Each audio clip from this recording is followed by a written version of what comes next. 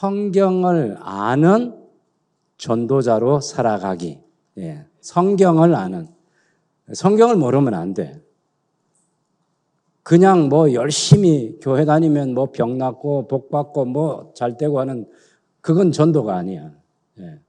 성경이 말하는 구원에 대해서 하나님 나라에 대해서 예수님에 대해서 이걸 제대로 말하는 전도자로 살아야 되는 거죠. 예, 전도자가 되는데 그냥 전도자가 아니고 성경은 아는 전도자로 살아가야 되는 거.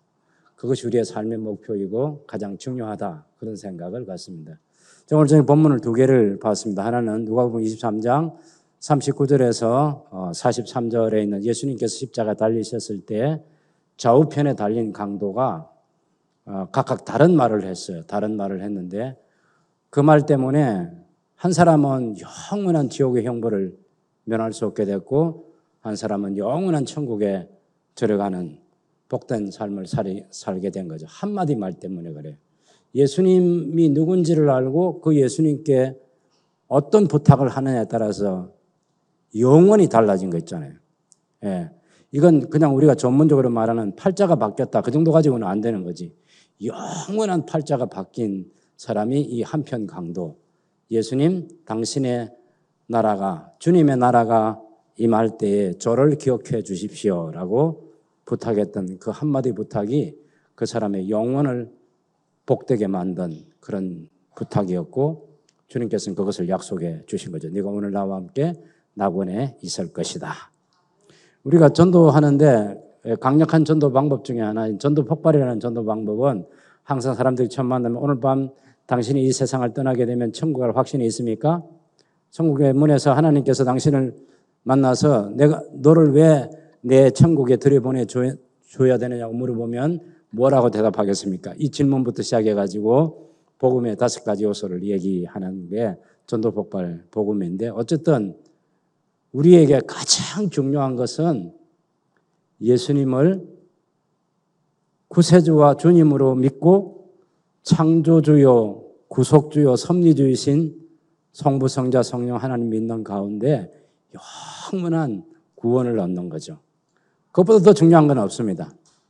이 세상에 사는 것은 잠깐이에요. 저도 이제 교회를 개척해서 38년 2개월 하고 은퇴를 했거든요. 저도 이제 죽을 날만 남아 있습니다. 이제.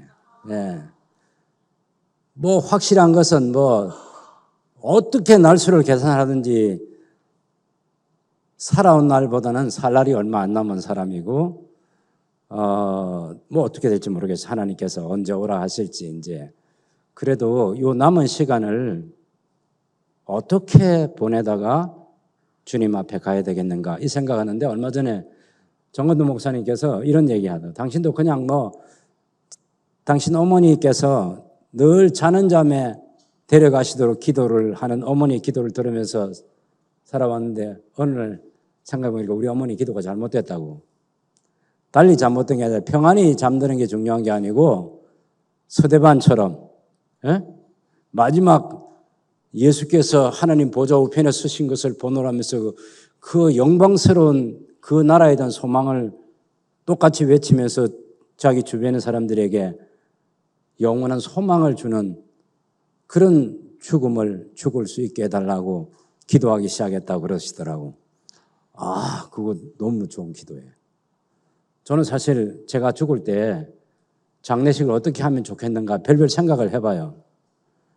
제가 살아온 날들에 대한 제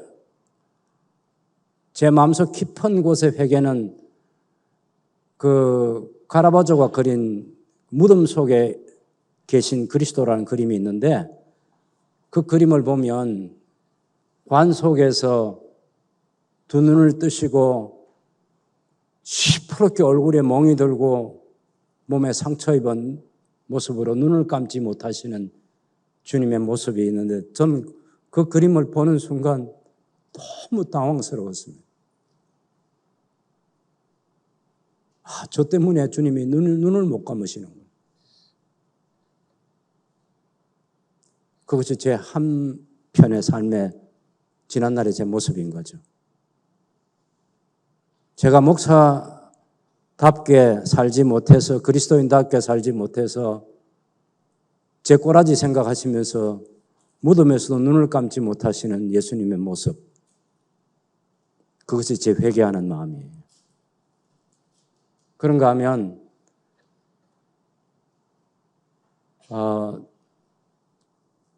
누가복음 15장에 나오는 탕자의 비유, 두 아들을 가진 아버지 비유라는 그 그림 보면서 예수님 앞에 갈 때 하나님의 긍휼과 자비를 강구하고 아무런 공로 없다고 고백하면서도 아들을 맞아주시는 그 아버지의 모습 생각하면서 제가 하나님 아버지 품에 안기고 제 영혼을 받아주시옵소서라고 기도하면서 아무것도 의지하지 아니하고 아버지의 품만 의지하고 가야겠다, 이 생각하는 거죠. 그런데 이 그림을 그릴 때 10년 동안 붓질을 하면서 그렸던 그림이 탕자의 비유에 나오는 바로 그 작품입니다. 하나님의 긍휼과 자비를 의지하는 거죠. 제가 뭘 알게 된 거죠? 성경과 역사를 보면서 구원이라는 게 뭔지, 전도할 내용이 뭔지, 이걸 이제 더 많이 깊이 깨닫게 되고 발견하면서 제 자신을 돌아보고 우리가 이 땅에 사는 날 동안 성경 한 권에 담긴 구원 이야기를 할 줄 아는 전도자로 살아가는 게 얼마나 중요한가. 물론 예수 천당 불신 지옥이라는 이 단순한 구호만 가지고도 수많은 사람들을 인도한 사람이 있겠지만, 그래도 성경에 보면 제대로 시간이 주어졌을 때 사도 바울 같은 삶의 이야기나 또 우리 예수님과 함께 십자가에 달린 이 강도가 예수님의 나라가 임할 때 저를 기억해 주십시오 하는 그 부탁하는 그 강도의 부탁은 그만큼 예수님이 그 나라를 위해서 어떻게 살아오신지를 알고 그 나라에 대한 설명을 평소에 예수님이 얼마나 해 주신지 알기 때문에 당신의 나라가 임하실 때 저를 기억해 주십시오 한 거지. 그 나라를 모르는데 그 얘기를 어떻게 하겠습니까? 예수님께서 3년 동안 공생애를 하시면서 많은 이적을 베푸시고 제 아들을 키우시고 말씀을 가르치시고 구약 성경 가지고 충분히 하나님 나라 얘기하시면서 하나님 나라가 무엇인지를 얘기했기 때문에 그래서 강도가 바로 그 시간에 회심하는데 그런 깨달음이 와서 주님께 부탁하게 된 그 하나님의 나라인 거죠. 예수님이 제 아들에게 가르친 성경 한 권, 율법과 선지서의 모든 글과 시편이 바로 예수님에 대한 얘기고 하나님의 나라에 대한 얘기죠. 여러분, 이 성경이 하나님 나라에 관한 이야기라는 걸 믿으시나요? 네, 성경은 하나님 나라 이야기입니다. 그래서 성경 어디를 펴도 하나님 나라를 얘기할 수 있어야 되는 거예요. 창세기가 말하는 하나님의 나라, 레위기가 말하는 하나님 나라, 출애굽기가 말하는 하나님 나라, 레위기가 말하는 하나님 나라, 민수기, 신명기가 말하는 하나님 나라, 역사서와 시편과 선지서들이 말하는 그 하나님 나라에 대한 얘기, 복음서에 나타나는 하나님 나라 이야기, 사도행전에 나타나는 하나님 나라 이야기, 서신서에 나타나는 하나님 나라 이야기, 마지막 요한 계시록에 나타나는 하나님 나라 이야기. 그러니까 우리가 전도할 때 그 나라 이야기해 주는 거죠. 이야기거리가 있는. 그래서 사도 바울이 회당에 가서 설교할 때 석 달 동안 하나님 나라를 이야기해야 되잖아요. 하나님 나라 가지고 석 달을 얘기할 수 있는 거죠. 제가 창세기부터 계시록까지를 연대기순을 따라서 연속으로 한번 설교할 때 3년 만에 시가서를 빼놓고 다 한번 해본 적이 있거든요. 그때 매주마다 매 시간마다 창세기부터 계시록까지 하나님 나라를 중심으로 해서 얘기하는 거죠. 제가 내린 결론이 뭔지 아세요?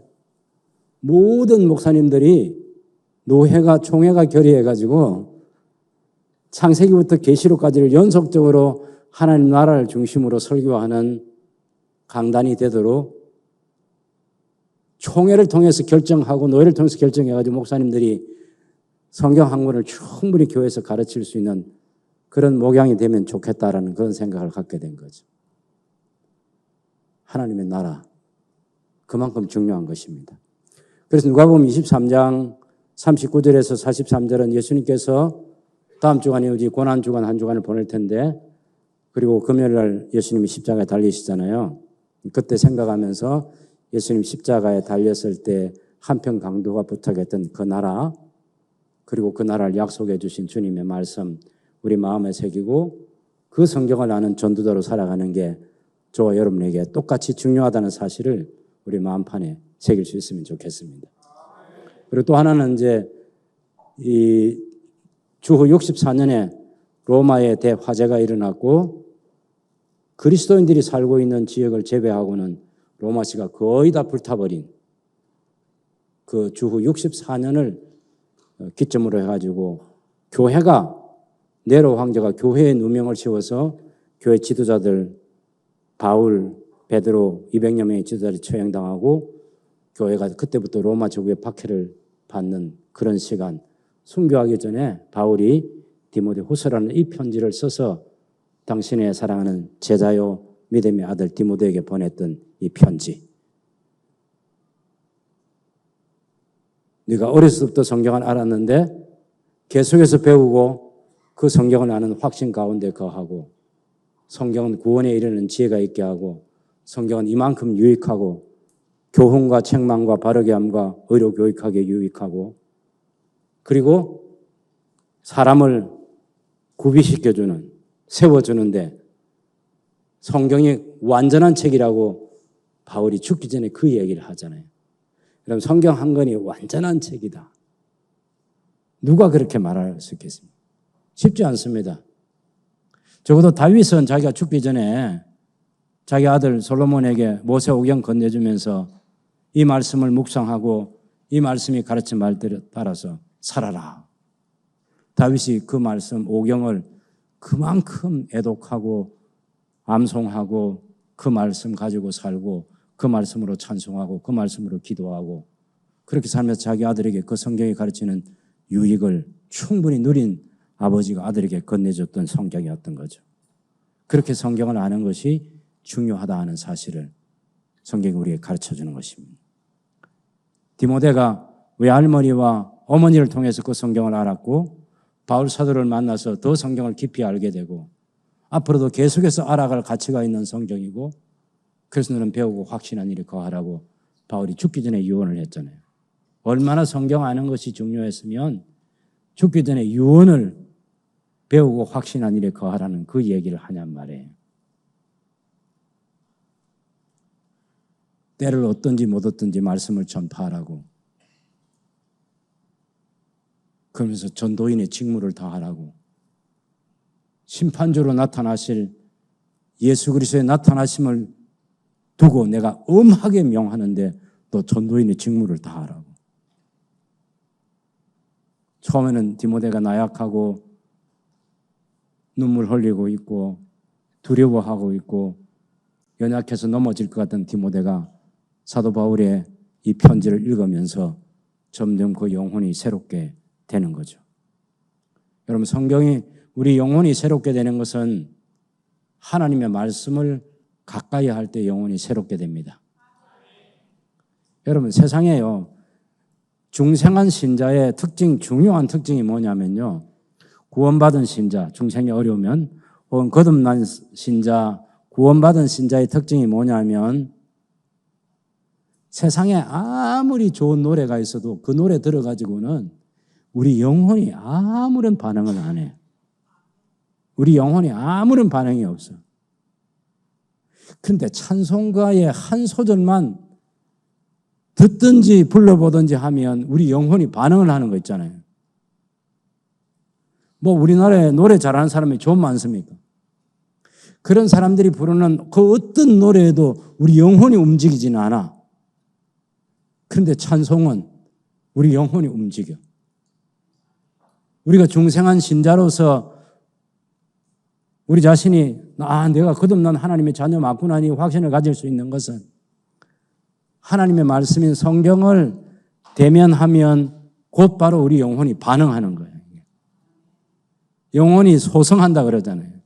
새롭게 살아나는 거죠. 그게 불신자와 신자의 차이점입니다. 우리가 구원받은 신자인지 아닌지를 알 수 있는 거예요. 그래서 성경 한 권을 아는 게 그만큼 중요하고 성경을 가까이 하는 게 그렇게 중요하다는 말씀을 드리는 거예요. 여러분, 성경을 통해서 이 하나님의 나라를 알았던 사도 바울이 로마의 총독 가운데 여러분 아시죠? 사도행전 24장에 나오는 벨릭스 총독이라는 사람. 이 벨릭스 총독이 진짜 나쁜 놈이에요.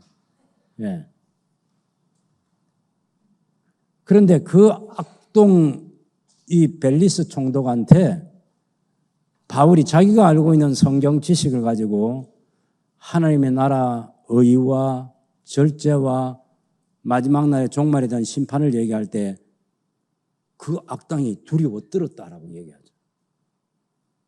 아니, 총독이요, 아무 죄 없는 사람들을 무자비하게 죽일 수 있는 권세를 가지고 죽이는 일을 했어요. 무지한 자의 피를 흘리면서도 눈 하나 깜짝 안 하던 이런 벨릭스 총독이 바울이 말하는 하나님 나라의 의와 절제와 예수 그리스도의 오심과 심판을 얘기할 때 두려워 떨었다 그랬어요. 그게 성령께서 그 하나님 말씀을 가지고 역사하시는 거예요. 우리가 성경 한 권을 아는 전도자로 살아가자고 하는 것은 성경을 가지고 다른 사람에게 말할 때 그 성경의 저자이신 그 성경의 저자이시고 주인이신 성령 하나님께서 사용하시는 도구가 성경이기 때문에 전도할 때는 반드시 성경 말씀으로 전도를 해야 된다. 그 말이에요. 하나님의 나라라는 충분한 전도자가 전할 내용도 그 성경이어야 되고 그 성경 말씀을 가지고 전할 때 그 사람은 성경을 안 믿어요. 그래도 우리가 성경을 가지고 얘기하면 성령께서 역사하시는 거예요. 그럴 때 우리가 흔히 말하는 중생이라는 사건이 일어나는 거예요. 조작할 수 있는 게 아니에요, 중생은.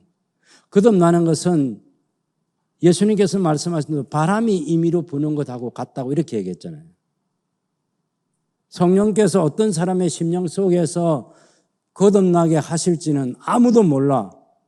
그런데 성령께서 일하신 증거는 그 성령님께서 그 심령 속에서 역사하셔서 예수님께서 말씀하신 그 말씀이 깨달아지고 믿어지도록 역사할 때 그때 알게 되는 거예요.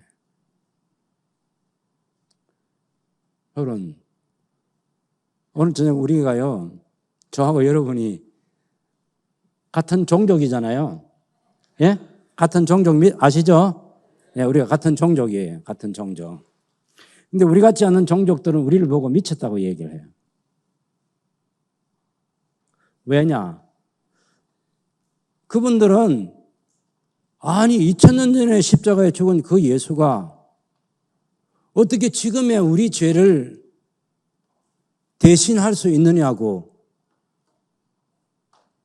어떻게 2000년 전에 죽은 십자가에서 죽으시고 부활하셨다는 뭐 본 적도 없지만은 자기들은 믿어지지도 않는 말 같지도 않는 그거 부활했다고 하면서 그것을 믿고, 아니 그 예수님을 찬송하고 그 예수님을 높여드리고 그 예수님의 이름을 부를 때마다 우리 심령 속에 막 감동이 있고 막 움직이고, 목사님과 함께 기도하자고 하면 그 예수님 이름 높일 때 우리가 다른 어떤 것보다 더 기쁨과 행복이 주어지고, 그러니 그분들이 우리를 볼 때 다 미쳤다.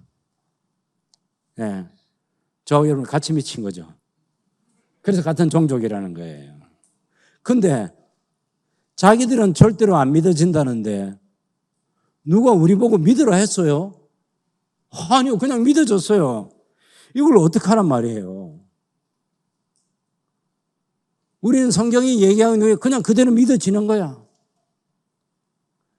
아니, 요나가 물속에, 고기 뱃속에 들어갔다가 3일 있다가 고기가 토해내서 나왔다면 그게 그대로 믿어지는 걸 어떻게 하란 말이냐고. 오병이어가 주님의 말씀하신 보리떡 5개와 보리빵 5개와 물고기 2마리 가지고 5,000명을 먹이시고 12광주려 남았다는데, 아니 그게 안 믿어지는 게 이상하지 왜 믿어지는 우리가 이상하다고 그래? 예? 그렇잖아요. 우리는 하나도 이상하지 않아요. 하나도 이상하지가 않아. 아니 물리를 예수님이 걸으시면 걸으시는 거지. 우린 그렇게 믿어진단 말이에요. 믿어진다.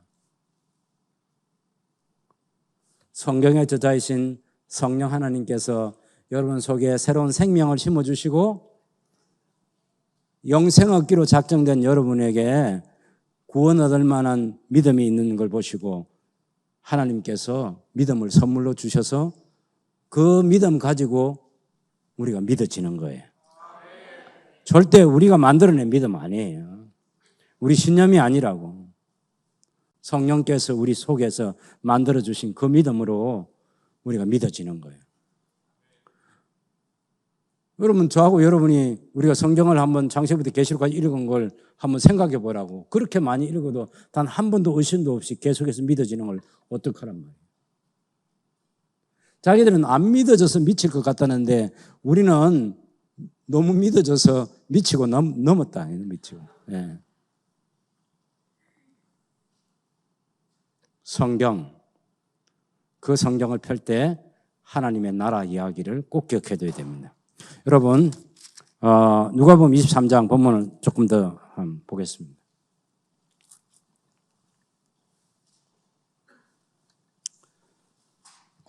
제가 정신 바짝 차려야지 마치는 시간 알려주셨는데. 자, 누가복음 23장 이 39절에서 43절 보면 내용은 잘 아는 거죠. 달린 행악자 중 하나는 비방하여 이르되 네가 그리스도가 아니냐, 너와 우리를 구원하라. 40절에 보면 또 다른 한 사람은 그를 꾸짖어서 네가 동일한 정죄를 받고서도 하나님을 두려워하지 아니하느냐, 우리는 우리가 행한 일에 상당한 보응을 받는 것이니 이에 당연하거니와 이 사람 예수님이 행한 것은 옳지 않은 것이 없느니라. 이르되 예수님, 예수시여 이래야죠. 주님의 나라에 임하실 때 저를 기억해 주십시오 하는 거죠. 주님의 나라가 임하실 때 저를 기억해 주십시오. 예수께서 이르시되 내가 진실로 네게 이르노니 오늘 내가 나와 함께 낙원에 있으리라. 여기 39절에 보면 행악자라고 얘기했잖아요. 이 행악자를 다른 데 보면 강도라고 말해요. 강도. 예? 강도. 한편 강도. 마태복음 이나 마가복음 보면 십자가에 달린 예수님께서 달렸을 때 좌우편에 있는 이 사람을 강도라고 말하는데, 강도가 여러분 강도하면 떠오르는 이미지 있죠. 뭐 날강도도 있고, 예? 예, 칼 들고 막 어떻게 하는 그런 강도 있잖아요. 근데 그 강도는 이 성경이 말하는 강도하고는 너무 이미지가 다른 이미지. 여기서 강도는 헬라어로 레스테스라고 말합니다. 레스테스 따라해봐요. 레스테스. 예, 레스테스라는 말인데 이걸 자기들은 그걸 아름다운 언어라고 말하는데 프랑스 사람들은 레지스탕스라고 그래요. 레지스탕스. 불으로. 레지스탕스는 알죠? 뭐 하는 사람입니까? 저항하는 사람. 그죠? 이게 레지스탕스예요. 근데 지금 이 사람들이 이 레스테스 둘이 양쪽에 달린 거죠. 예수님 시대에 이 사람들은 어떤 사람들이냐면 로마 제국을 무력으로라도 이 땅에서 몰아내고 우리 유대 왕국을 세워야 된다. 이렇게 마음에 그 소신을 가지고 그 철학을 가지고 칼 들고 밤에도 낮에도 목적 성취를 위해서 필요하면 무자비하게 휘두르는 사람들이. 그러니까 좀도둑 아니에요. 레스테스, 저항자. 이걸 이제 성경 시대에, 이게 로마 제국 시대에 성경이 기록됐잖아요. 그리고 로마 역사가였던 그 요세푸스라는 이 유대 역사가 이 로마 제국을 위해서 역사를 유대 전쟁사와 유대 고대사를 기록한 사람이 요세푸스인데, 이 사람이 이제 그 기록을 할 때 당연히 그 글들은 성경도 마찬가지면 로마 제국의 검열을 받아야 되잖아요. 그건 이 사람들을 강도라고 번역한, 저항자 레스테스라고 번역한 거예요. 예. 다른 강도가 아니고 로마 제국에 저항하는 사람들이. 칼 들고 다니면서 무력으로라도 이 땅에서 몰아내야 된다. 이 예수님 시대로부터 한 100년 더 거슬러 올라가면 주전 63년에 로마 제국이 유대 나라를 접수했거든요. 근데 그 이전에 로마 제국이 접수하기 전에는 하스모니안 왕조라는 사람들이 있어요. 마카비 혁명 들어보셨죠? 예. 그 마카비 혁명을 일으켰던 사람이 바로 레스테스예요. 그 시대에 헬라 제국에 저항했던 사람들이에요. 근데 예수님 시대에 이 사람은 로마 제국에 저항하는 사람들이고. 여러분, 날강도는 그건 좀도둑을 십자가에 매달지 않습니다. 적어도 예수님이 십자가에 달렸을 때 산헤드린 공의회가 예수님을 로마 제국의 반역자로 몰아가지고 빌라도를 협박해가지고 그래서 예수님을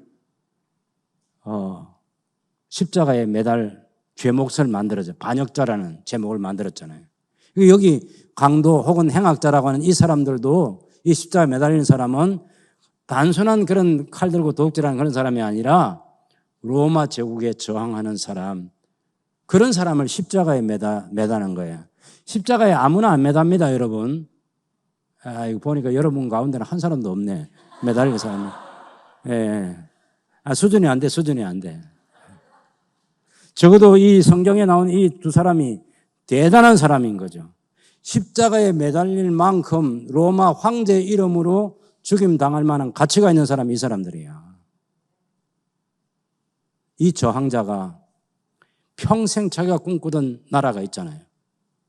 로마 제국 몰아내고 독립국가 돼서 우리 스스로 화폐도 만들고 주권도 가진 나라로 우리 민족 중에서 누군가 우리를 다스리고 외압의 간섭을 받지 않고 우리 사람 머리수 헤아려가지고 인도세 내지 않고 호적을 할 필요가 없고 세금 내기 위해서 그런 독립국가를 세우고 싶은 거죠. 그런 걸 칼로 가지고 저항하는 거죠. 근데 예수님은 오셔서 3년 동안 사역하시면서 그런 일을 안 하시는 거야. 그래서 여러분 그 세례자 요한이 옥에 갇혀가지고 자기 제자들을 보냈잖아요. 보내면서 마태복음 11장 2절 이하에 보면 오실 그이가, 다시 말하면 오실 메시아가 예수님 당신이십니까? 아니면 우리가 다른 일을 기다려야 됩니까? 이 질문할 때 예수님께서 답해 주신 게 뭐냐면 마태복음 11장 5절에 보면 맹인이 보며 못 걷는 사람이 걸으며 나병 환자가 깨끗함을 받으며 못 듣는 사람이 들으며 죽은 자가 살아나며 가난한 자에게 복음이 전파된다 하라. 이게 뭐예요? 하나님의 나라라는 거예요. 이게 예수님께서 세우고자 하신 나라라요. 그러니까 이 저항 레지스탕스들이 건설하고 있는 그 나라하고는 성격 자체가 너무 다른 거예요. 그러니까 왜 가버나움, 예수님께서 가장 기적을 많이 행하신 곳이 가버나움, 고라신, 베세다. 예수님께서 갈릴리 지역 그쪽에서 가장 오랫동안 머무시고 가장 기적을 많이 베푸시고 가장 하나님의 나라를 전파하는 데 시간을 쏟은 곳이 그곳인데 그곳 사람들이 너무너무 예수님을 안 믿었어요. 오죽하면 가버나움아, 오죽하면 고라시나, 오죽하면 베세다야 하고 예수님께서 탄식하셨겠어요. 왜? 그 사람들은 그쪽 지역에 살면서 그 본부를, 감나라는 곳에 그 본부를 두고 이 절벽 낭떠러지 같은데 그 굴을 파고 거기에 살면서 밤 되면 내려와가지고 이 부자들 습격하기도 하고 어쨌든가 수단과 방법을 가리지 않고 가진 자들을 괴롭혀서 이 땅에서 독립국가를 세우려고 하는 그런 일도 하는 사람이 그런 운동을 하는 거죠. 그런 운동을 하는 사람들이, 그런 저항 단체에 속한 사람들이 예수님께서 전하시는 그 하나님 나라 보니까 너무 시시하고 언제 올 것 같지도 않고 그게 무슨 나라야 하고 이렇게 생각하는 거죠. 그러니까 예수님을 안 믿어. 그런데 예수님께 십자가에 달리셨어요. 십자가에 달리시기 전에 예수님하고 빌라도하고 주고받는 대화가 있었어요. 그때 예수님께서 네가 유대인의 왕이냐고, 내가 유대인의 왕이라고. 그러면서도 주님 무슨 말씀을 하셨냐면 내 나라하고 빌라도 총독 너의 나라 로마 제국하고는 다른 나라야. 내 나라는 이 세상에 속하지 않아서. 내 나라가 이 세상에 속했으면 하늘에 12영 더 되는 군대를 내가 동원해가지고 너희를 멸했을 거야. 내 나라는 그런 나라가 아니야. 그리고 예수님이 3년 동안 사역할 때 그 예수님에 대한 소식을 당연히 이 레스테스들도 듣고 있는 거죠. 예수가 병든 자들을 고치고 죽은 자를 살리고 보지 못하는 사람들 보게 하고 걷지 못하는 일 걷게 하고 가난한 자에게 빵을 나눠주고 하나님 나라가 뭔지를 설교하고 다니시는 그 나라 늘 생각하면서 저건 아니야, 저건 아니야. 우리가 세우려는 이 나라가 맞아, 이 나라가 맞아. 이런 방식으로 나라를 세워야 돼. 저 로마 제국은 힘으로 물리쳐야 돼. 이런 생각을 늘 가지고 살았던 사람이 바로 레스테스들이에요. 근데 십자가에 달려서 몇 시간 지나면 아무런 말도 할 수 없는 고통의 시간이 오겠죠? 죽음이 자기들 눈앞에 가까워 오는 거예요. 한편 강도가 오죽 속이 상하고 안타깝고 고통스러웠으면 예수님 보고 네가 그리스도라고 네가 말했잖아. 네도 구원하고 우리도 좀 구원해봐. 비웃고 조롱하는 말을 하는 그 강도, 그 레스테스. 그런데 한편 레스테스는 강도는 저항자는 그렇지 않고 네하고 나하고 하는 일 가지고는 로마에 반역을 했으니까 우리는 마땅히 이 십자가에 달린 것이 맞지만 예수님은 로마 제국에 반역한 일이 없으신 분이야. 하나님의 아들이심이고 구세주라고. 그 예수님이 행하셨던 그 행함들을 쭉 보면 그게 바로 우리가 세우려는 그 나라하고 다른 하나님의 나라, 그게 진짜 우리가 추구해야 될 나라예요. 그래서 이 한편 강도가 그동안 자기가 가지고 있던 모든 선입견, 모든 생각 다 내려놓고 다 던져버리고 예수님께서 말씀하셨던 그 나라를 붙드는 거죠. 예수님, 당신의 나라가, 예수님의 나라가 임하실 때 저를 기억해 주십시오 하는 이 마지막 한마디 간절한 기도. 예수님께서 들으시면서 네가 오늘 나와 함께 낙원에 있으리라. 여러분, 저는 마지막 순간에도 예수님 믿는 사람이 천국 간다고 믿는 신학적 지식을 여러분하고 똑같이 가지고 있습니다. 근데 누가복음 23장 이 마지막 장면이 이 한편 강도가 구원받은 이 사건이 하나님 나라에 대한 지식이 없는 사람이 아니라 분명 그 나라에 대한 지식을 가진 거고 그 나라의 주인이 예수님이라는 것. 그 나라가 예수님께서 말씀하신 대로 역사의 종말에 온다는 그 나라에 대한 지식과 신앙을 가지고 예수님께 예수님 당신의 나라가 임하실 때 저를 기억해 주십시오라고 그렇게 분명하게 그 나라를 사모한 사람이에요. 그런 신앙 고백을 하는 사람에게 예수님께서 네가 오늘 나와 함께 낙원에 있을 것이다 라고 약속해 주신 거죠. 여러분도 이 한편 저항자와 같은 그런 신앙 고백하면서 매일매일 사시는 거죠? 예, 우리가 오늘 밤에 단체로 주님의 나라에 가도 괜찮은 거죠? 네, 괜찮은 거예요. 뭐 집에 누구하고 인사하고 안 왔다고 뭐 서운하거나 안 되는데 하고 뭐 그런 거 아니죠? 네, 적어도 우리 함께하는 교회 성도들인데 우리 수준이 이 정도 수준은 되는 거야, 적어도. 네. 그 나라. 성경 한 권을 통해서 예수님께서 제 아들에게 이 나라를 가르쳐 주신 거예요. 이 나라 가르쳐 준 거예요. 12 제자를 특별히 불러서 그 나라에 대한 얘기를 오경과 선지서와 시편을 통해서 그 나라 얘기해 준 거예요.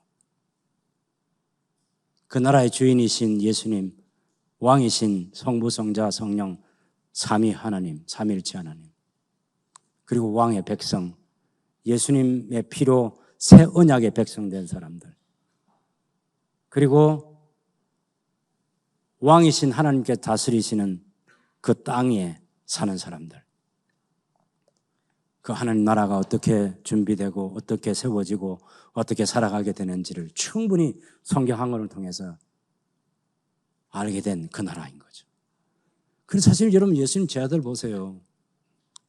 가룟 유다는 배신해가지고 뭐 나중에 자살을 해서 비참하게 죽었지만 영광스럽게 죽으셨다는 사도들도 한결같이 다 순교자의, 이 세상적으로 보면 너무 가혹하게 핍박을 받아서 순교자의 마지막을 걸어갔던 사람들이에요. 뭐 때문에? 그 나라 때문에. 그 하나님의 나라 때문에 죽을 수 있다는 거예요. 몽둥이에 맞아 죽기도 하고 십자가에 거꾸로 매달려 죽기도 하고 돌에 맞아서 죽기도 하고, 그래도 세상 영광 부러워하지 않고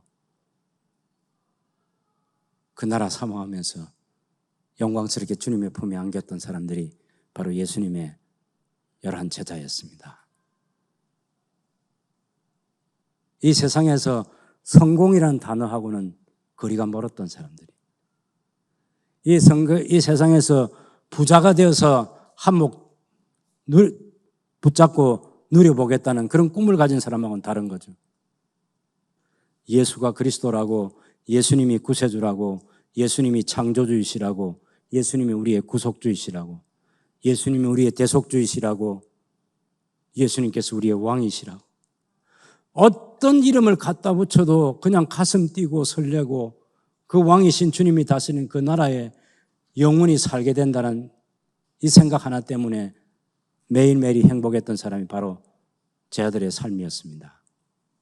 그래서 성경 한 권에 나온 성경을 아는 그 나라를, 성경이 말하는 그 나라를 아는, 하나님 나라를 아는 전도자로 살아가던 제 아들처럼 우리도 살아가야 된다. 성경이 그것을 우리에게 얘기하고 있는 거죠. 저는 이 세상에 태어난 예수님 다음에 남자 가운데 가장 부러운 사람이 바울이에요.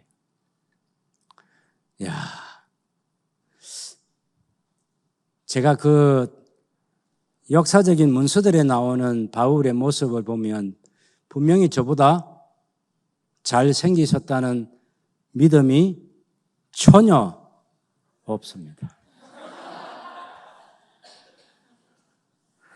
우리 목사님처럼 키가 큽니까? 그래서 저는 아직도 머리숱이 다 있잖아요. 그래서 7학년이 돼서도 아직 안경 없이도 제가 설교를 할 수 있고 말이죠.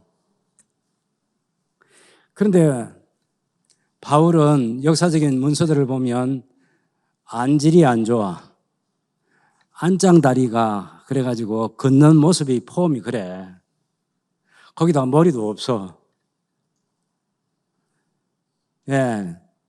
그래서 바울에게는 그 외형적인 모습은 그런데 바울은 하나님의 형상이 회복된 처음 사람과 같은 그런 아름다운 사람이에요.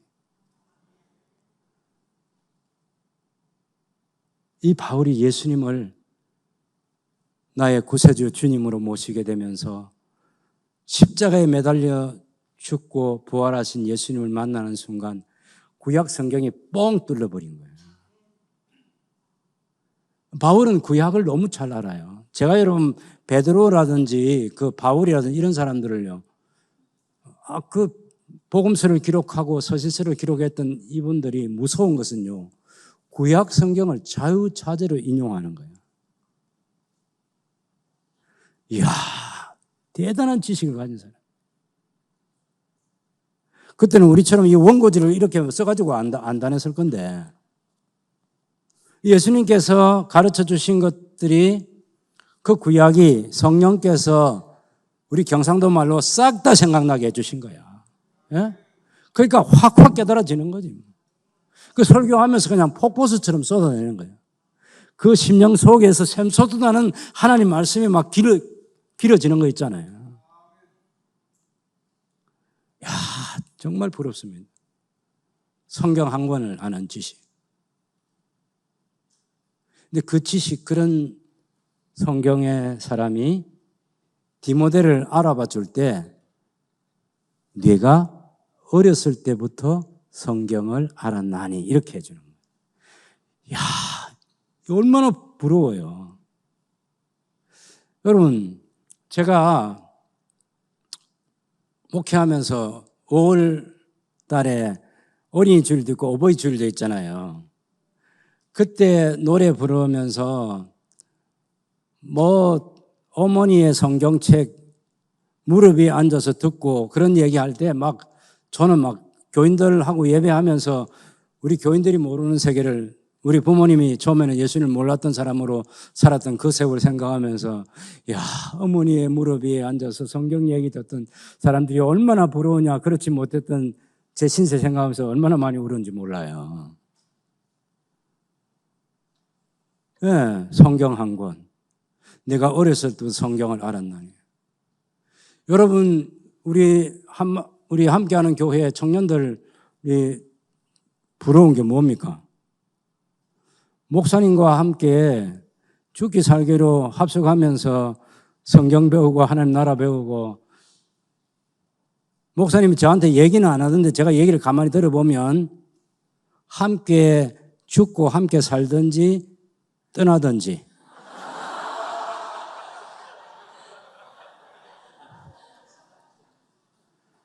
네 죽고 내 죽고, 부러운 거죠, 부러운 거. 예. 그렇게 해서 여러분이 다 시집장가 가서, 그래서 아이 낳아서 디모데처럼 키우는 거죠. 어렸을 때부터 성경을 아는 아이로 키우는 거죠. 성경의 대가가 탁 와가지고, 야, 이놈 봐라. 이 성경을 아는 지식이, 어릴 때부터 배우지 않으면 절대로 이 깊이에 들어갈 수 없는데, 그런 디모데와 같은 성경의 사람이 가득한 함께하는 교회 되기를 주님의 이름으로 축원합니다. 네.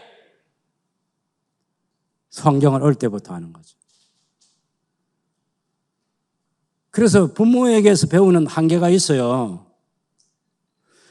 그 다음에는 바울에게서 디모데가 배웠잖아요. 어떤 때는 2년 동안 에베소에서 3,000시간을 배웠어, 하나님 나라를. 성경을 배우는 거죠. 그래서 목사님 55일 가지고는 안 됩니다. 네, 이게 때가 오면 더 늘리셔야 돼요. 제가 중국에 어떤 신학교 갔는데 거기서 4년 과정을 하는데 말이죠. 한 달에 열흘은 무조건 와야 돼. 무슨 직장을 갔든지 무슨 사업을 하든지 열흘은 와서 한 달에 10일씩 집중 교육을 해야만 목사 되는 과정을 만들어 놓은 신학교도 있더라고. 제가 그런 데 가서 강의를 해봤어요. 쉬지 않고 강의하는 거예요, 쉬지 않고. 얼마나 복된지 몰라요. 성경을 아는 그리스도인, 성경을 아는 전도자. 그런 믿음으로 하나님의 사람들을 키우는 거예요. 디모데는 그렇게 컸고, 그 다음에 바울을 통해서 다시 더 하나님 말씀의 사람이 되고.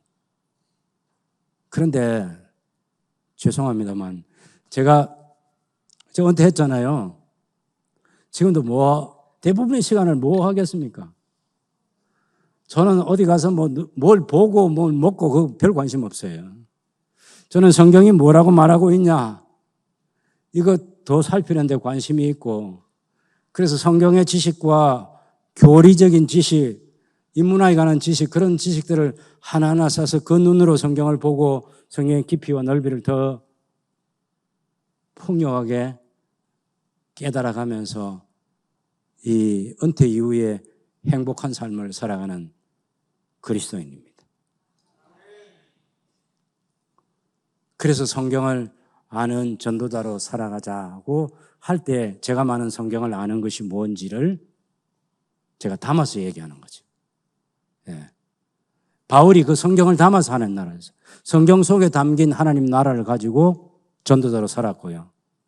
디모데가 그 성경 속에 담긴 하나님 나라를 아는 그런 전도자로 살았고, 그것이 복음 1세대가 복음 2세대에게 부탁했던 것이고, 그 복음 2세대가 바울의 말을 듣고 사도 요한의 말씀을 듣고 그걸 가슴에 새겨서 다음 세대를 길러내고 또 다음 세대를 길러내고, 그래서 우리 한국까지 복음이 들어가고 저와 여러분이 그 복음 가지고 예수님 믿은 거죠. 그만큼 놀라운 역사를 일으키는 것이 성경을 아는 전도자로 살아가는 것입니다. 성경을 아는 전도자. 반드시 성경을 알아야 돼요. 여러분, 지금 세상은요, 우리 세계의 변화는 말할 것도 한국도 어마어마한 변화가 일어나고 있어요.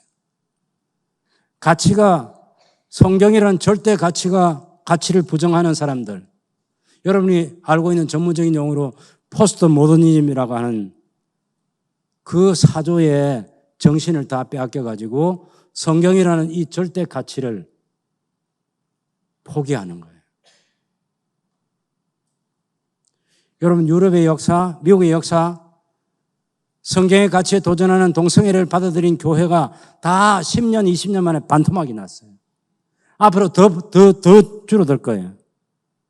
한국도 굉장히 위험한 처지에 놓여 있습니다. 성경이라는 절대 가치를 어떤 경우에도 바꾸시면 안 됩니다. 버리시면 안 돼요. 딱딱한 것 같고 너무 칼 같아도 그 말씀을 붙들어야 돼요. 타협하면 안 돼요. 누가 뭐래도 우리는 성경이 말하는 그대로를 받아들이고 그것을 가슴에 안고 살면서 기도하고 찬송하고 예배하고 행복한 성도의 교제도 나누고 그렇게 살다가 주님 앞에 가야 되는 거죠. 성경 한 권을 아는 게 중요합니다, 여러분. 여러분, 이때요, 바울이 디모데후서를 쓸 때 디모데는 굉장히 연약했고 뒤로 물러가 있고 복음을 부끄러워했어요. 그래서 디모데후서 1장 13절 14절에 보면, 여러분 한번 같이 볼까요? 바울이 디모데에게 이런 얘기를 했어요. 너는 그리스도 예수 안에 있는 믿음과 사랑으로서 내게 들은 바 바른 말을 본받아 지키고 우리 안에 거하시는 성령으로 말미암아 내게 부탁한 아름다운 것을 지키라. 이것이 말씀과 예수 그리스도의 교훈입니다. 그 디모데전서 6장 3절에 보면 바로 그 말씀을 얘기하고 있습니다. 디모데전서 6장 3절에 누구든지 다른 교훈을 하며 바른 말 곧 우리 주 예수 그리스도의 말씀과 경건에 관한 교훈이라고 그랬어요. 그게 바른 말이에요. 예수 그리스도의 말씀과 복음서에서 주께서 말씀하셨던 예수 그리스도의 말씀과 경건에 관한 교훈, 이게 바른 말인데 이 바른 말을 본받아 지키라고 그래요. 본받아 지키는 것은, 본이라고 하는 것은 틀이 바뀌지 않은 거예요. 예수님께서 말씀하신 그대로, 예수님께서 우리에게 보여주신 경건에 관한 교훈 그대로를 그대로 받아들이는, 이것을 지키고 전파해야 된다고. 어떻게? 복음과 함께 고난을 받음으로. 디모데전서 1장 8절에 너는 복음과 함께 고난을 받으라. 2장 1절에 보면 너는 예수 그리스도 예수 안에 있는 은혜 속에서 강한 그리스도인이 되고 네가 많은 정인 앞에서 내게 들은 바를 충성된 사람들에게 부탁하라. 그들이 또 다른 사람들을 가르칠 수 있으리라. 모든 그리스도인은 꿈을 가져야 됩니다. 내 신앙의 계보를 계속해서 이어가는 전도자로 살아가면서 내가 어떤 사람을 전도하고 그 사람이 또 다른 사람을 전도하고, 그래서 내 믿음의 아들, 내 믿음의 딸, 내 믿음의 손자, 내 믿음의 손녀, 이 신앙의 계보를 계속해서 만들어가는 거죠. 물론 혈육이 있는 가정에서도 할 수 있지만 혈육을 떠는 믿음의 계보를 만들어가는 것이 더 중요합니다. 그런 신앙의 계보를 만들어가는 거죠. 그렇게 하려면 2장 15절에 있는 말씀처럼 하나님의 말씀을 옳게 분별하고 부끄러울 것이 없는 일꾼으로 내 자신을 드리기를 힘써야 된다고 말하고 있는 것입니다. 여러분 3장에 와서는 너는 이것을 알라 말세 고통하는 때가 이르리니 사람이 자기를 사랑하며 돈을 사랑하며 자랑하며 교만하며 비방하며 부모를 거역하며 감사하지 아니하며 거룩하지 아니하며 무정하며 원통함을 풀지 아니하고 모함하며 절제하지 못하며 사나우며 선한 것을 좋아하지 아니하며 배신하며 조급하며 자만하며 쾌락을 사랑하기를 하나님 사랑하보다 더하며 경건의 모양은 있으나 경건의 능력은 부인한 이와 같은 자들에게서 뇌가 돌아서라. 그래서 어떻게 살아야 된다고? 내가 어렸을 때 성경을 안 사람으로 누구에게서 또한 배운 것을 내가 알고 나 바울이 너에게 가르쳐준 거 너 잊지 마라. 그리고 너는 계속해서 또 말씀을 더 배우고 확신한 일에 거하고. 왜? 이 말씀이 너로 하여금 구원에 이르는 지혜가 있게 하니까. 그리고 이 말씀처럼 완전한 말씀은 없다. 성경만큼 완전한 책이 없어. 교훈과 책망과 바르게 함과 의로 교육하기 유익한 말씀이 이 성경 한 권에 들어있는 말씀이야. 이 말씀이 너를 온전한 사람으로 만들어줄 거야. 디모데야, 너 혼자 배우고 확신한 일에 거하면 안 돼. 그래서 4장에 오면 여러분 4장 1절을 보세요. 바울이 표정을 바꿉니다. 태도를 바꾸어요. 이 음조를 바꿉니다. 하나님 앞과 살아있는 자와 죽은 자를 심판하실 그리스도 예수 앞에서 예수께서 나타나실 것과 예수님의 그 나라를 두고 내가 엄하게 명하는데 너는 말씀을 전파하라. 때를 얻든지 못 얻든지 항상 이 말씀을 전파하라고. 세상이 그 말씀을 안 들어주는 날이 곧 올 거야. 너는 전도인의 직무를 다 해야 돼. 나는 내 생애가 끝난 것을 알아. 나는 관제와 같이 다 부어져서 내 삶의 제사가 끝이 났어. 내가 선한 싸움을 싸우고 달려갈 길을 달리고 믿음을 지켜서 뒤돌아보면서 후회할 것이 하나도 없어. 내게는 주 예수께서 나를 위해서 예배해 주신 의의 면류관이 있는 그것만을 내가 기다리고 있다고. 근데 그 면류관은 내게만 아니라 나처럼 예수 그리스도를 사모하는 모든 사람에게 주실 것이라고. 여러분, 우리의 사는 날이 길지 않습니다. 여러분처럼 청년도 머지않은 날에 저 같은 시간이 찾아옵니다.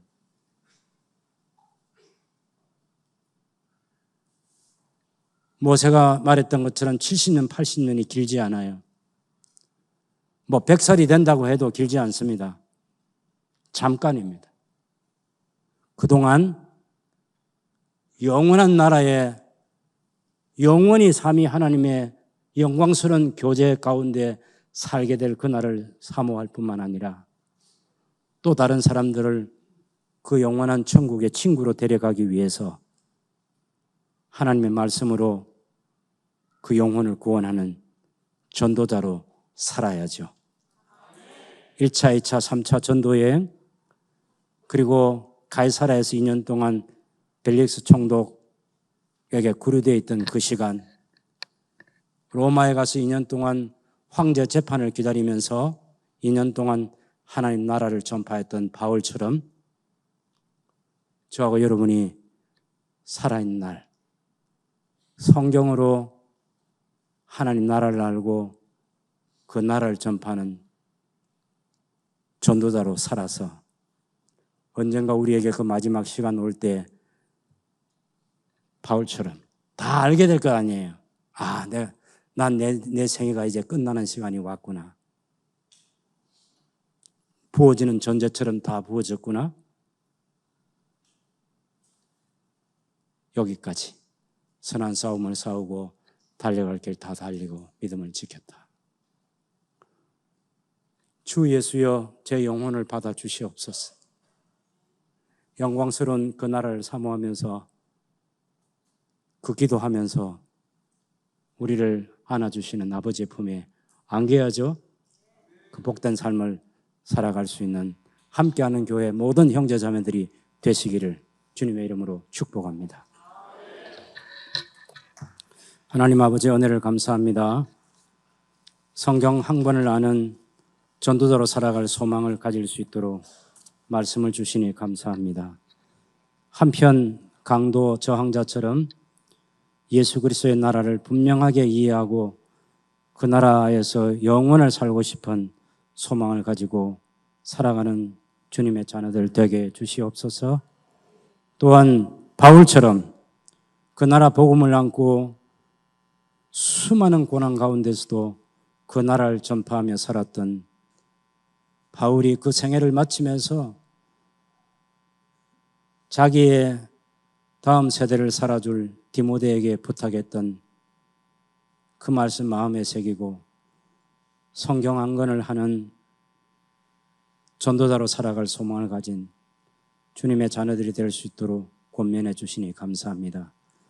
함께하는 교회, 말씀 안에 거하는 교회, 삼위 하나님께서 다스리시는 하나님의 나라가 이루어지는 교회, 그 나라를 힘있게 선포하는 주님의 교회로 주 오신 날까지 이 사명 감당케 해 주옵소서. 예수님의 이름으로 기도하옵나이다. 아멘.